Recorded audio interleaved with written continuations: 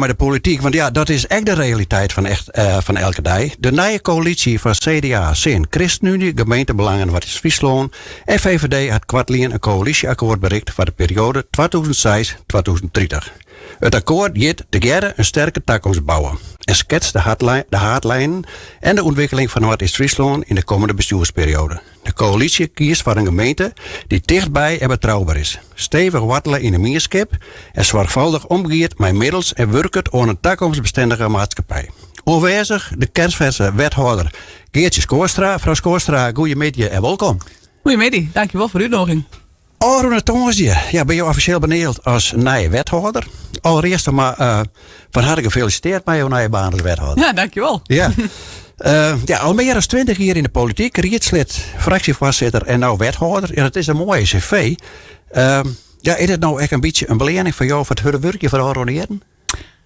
Ik zie het net zozeer als een belening. Ik zie het wel als een stuk betrouwen dat je beleend wordt voor dat kennis en kunde en dat soort zaken waardeerd worden. Want wethouderschap is net samen iets wat je doet omdat je zo lang politiek actief bent. Maar je maakt wat meer meebrengen als alleen dat. Ja, het moet ik bijpassen. Ja, precies. Ja. Arone verkiezing, onderhandelingen geweest. Er is een coalitieakkoord kwam. Ja, hoe verandert die Arone-periode voor jou? Want dat wil wel misschien een nice stukje, denk ik. Ja, de Arone-periode. Nou, ik zei al, je zit eigenlijk sinds de campagne zit je in een modus dat je constant terugwerken, werken maakt. Ja. Want de campagne is heel hard werken en daarna dan ben je niet de grootste partij worden en dan zit voor een stuur informatieproces. Ja, en dan kist ik nog steeds net even achterover ging van even bijkomen. Nee, voor het wetteren en vervolgens best maar die werk ik bezig. Want ja, ik hier natuurlijk een baan. Ja. Dan was het ik aanronden en netjes op oordragen. En dat vreeg ik de nodige inzet. Maar ondertussen best ik wel keihard bezig voor de formatieproces, coalitieakkoord, maximaal akkoord. Ja. Dus ja, dat is echt wel. Ik ga wel echt wel flink wat oeroeren maken. Ja, ja, je hebt zin aan een vakantie? Ja, hij zegt wel. Maar ja, aan de andere kant, dat kan hij zegt nog net echt. Want je bent er nou, ik maar niet te mooi echt door de bak als wethouder. Dus dan komt er echt van alles op jou. En de agenda zit er heel veel actie. Ja. Dus ja, dat is wel heel mooi. Maar je hebt er zin aan. Ja, en dan kun je een product tellen, hè, als je er zin aan hebt. Ja. Je neemt gelijk al, je moest je baan op die stage op. Je hebt 4 wethouders. Ben het al je fulltime wethouders? Nee, ik ben net al je fulltime wethouders, maar ze houden wel hun baan op steeds, want je doet dit natuurlijk wel fulltime. Ja. En dat is natuurlijk iets lastigs. Eigenlijk, ik wil zijn, fulltime wethouder of een parttime wethouder bestiert hij net. Want je maakt het gewoon volledig voor inzetten en dat is wel zo. Maar ze willen wel qua portefeuille houden wel een sjoen dat het iets lichter is, maar ja, je haalt al je wel keihard, maar je ervoor werken. Ja. Nou, helemaal een coalitieakkoord. Als ik naar de tekst zag van het coalitieakkoord, ja, had dat voor mij eigenlijk een heel vanzelfsprekende insteek. Het is bijgelijks de basis, denk ik, van elke oerheid. We zijn 2027, we hebben het oer, wat neemt krijgt in inleiding van dicht en betrouwbaar wijzen. Nou, dat denk ik, ja, dat moet überhaupt wijzen. Stevig wortelen in de meerskip en zorgvuldig omgeven met middels en werkt het aan een toekomstbestendige maatschappij. Ik vind dat, abstract misschien wel heel breed. Want wat zijn nou de ambities dan van je voor de komende 4 jaar hier? Nou, juist dat zijn eigenlijk de ambities. Want je zegt wel van, het is heel logisch wat er gebeuren moet. Maar de praktijk wijst uit dat het net altijd logisch is, omdat het net altijd goed slaagt. En wij zeggen als coalitie nou echt van, pakken die basis op en daar willen wij voor staan. En daarom willen wij direct maar 4 wethouders om werken, om dat vooral kort te houden en te bouwen. Ja. Want we zorgen alle opjeffen die er op je zou komen. En dat is net eenvoudig. We weten uit van de spreidingswet, maar we weten echt van bezuinigingen. En om die stevige meerskip te blijven wijzen en ook om die feeling maar kort te houden, daar maak je om werken. En dat is eigenlijk de stevigste, of eigenlijk de grootste ambitie eigenlijk die onder dit coalitieakkoord leidt. Ja, we nemen een aantal dingen, komen we zo nog even op. Een betrouwbare, wat zijn die? Een betrouwbare, gemeentewijze. Dan denk ik van wie dat dan net zo, dat het nou zo specifiek benoemd wordt. Want ik denk in de oerheid moet je überhaupt als burger zonder enige restrictie het gevoel hebben van die is betrouwbaar. Want die mensen die zitten daar al hier voor u. Wij hebben die mensen kozen. Wij betalen de belastinggeld voor. Die moet gewoon doen wat voor onze gemeenschap goed werkt. En dan snap ik wel dat net altijd voor iedereen geldt. Dat net iedereen altijd het eens mee besluiten. Maar dan moeten we wel het gevoel hebben in de basis van dit is een betrouwbare oerheid. En is het antwoord misschien niet altijd oké, maar Dus dan denk ik van, ja, het wordt wel heel specifiek benoemd. Waarom? Ja, het is heel specifiek benoemd omdat heel soort mensen het net zo ervaren. En dan maak je ook gewoon zeggen van, maar waarom ervaren ze dat er net zo?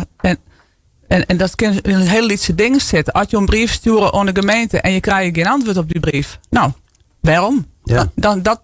Dan breekt er al iets. Hè? Ja. En dat weer van die simpele dingen. Ik had dus dienstverlening en bedrijfsvoering in de portefeuille. Ik viel dat als een hele sterke opdracht om gewoon daar bovenop te zitten. Dat elke keer die een beroep doet op de gemeente, dat hij in ieder geval antwoord krijgt. En kan rekenen van oké, is dit de regel, dan wordt die regel zo uitvierd. Dat is ik betrouwbaar wezen. Maar als je dan daar altijd al misgiet, op dat moment al, ja, dan breekt die betrouwbaarheid alweer af. Ja, dat gebeurt dus. Ja, dat gebeurt inderdaad. Ja. Zulke dingen zorgen we eigenlijk elke dag wel. Daar ben meerdere voorbeelden van te nemen elke keer. Ja. Zwaarvuldige omgaan met yield. Ja, dat denk ik. Ja, kom op, alsjeblieft, doe dat vooral. Ja, dat is heel logisch inderdaad.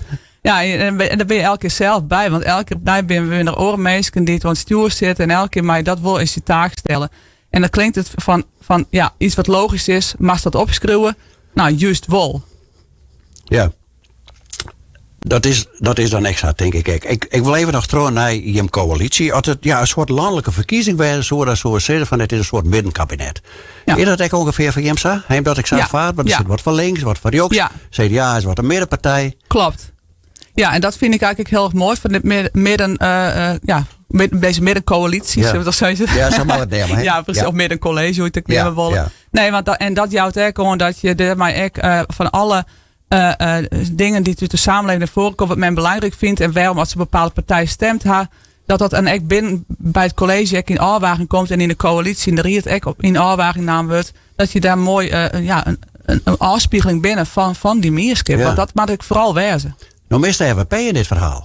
Ja. Heb je begin oude hekken of heeft zij van je bent een goede partner voor u? Hoe je dat gaan? Nou, dat is bij het verkenningsproces is uiteindelijk de conclusie lutsen dat dit op dat moment geen of in ieder geval dat we dat minder raakvlakken maar heen. En dat ziet hem echt op het punt van uitvoering van spreidingswet. Ja, want daar kom ik nou eigenlijk op. Want dat dacht ik dus echt al.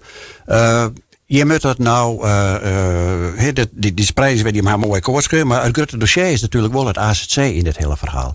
Nou hebben we daar natuurlijk de oude heren best wel een aantal zaken die mij maken, ja, die gewoon net goed slagen binnen. Er is een coalitie opvallend zelfs. Ja. Hoe ga je hem dat nou aanpakken? Want Kramer schreeuwen in zijn brief dat de zaak wel zorgvuldig aanpakt wordt. Ja. Maar dus die zet al even goede druk op hem. Van jongens, we kunnen net een tweede keer aan dit bakelen. Nee, nou zorgvuldigheid begint al bij goede afspraken. En die goede afspraken die hebben we dus daarom ook heel duidelijk uitschreeuwen in het coalitieakkoord. Want we zijn op een heel soort zaken ben we echt op haardlijn bleun. Maar voor dit onderdeel hebben we echt bewust gekozen om het zo duidelijk mogelijk op te schreeuwen wat wij dus bereiken willen. Nou, daarmee voorkomt al dat je heel wijs de rit tussen de coalitiepartners al twijfelmomenten krijgt. Dus dat mag je al tegen. Dus dat is een stuk van de zorgvuldigheid dat wij als coalitiepartners gewoon duidelijk zijn van zo willen wij dat doen. En daar ben wij het mee eens. Nou, en dan komt het natuurlijk bij de zorgvuldigers naar de meerskip daar. Want inderdaad, alle zwaren die te leven, die worstel heren.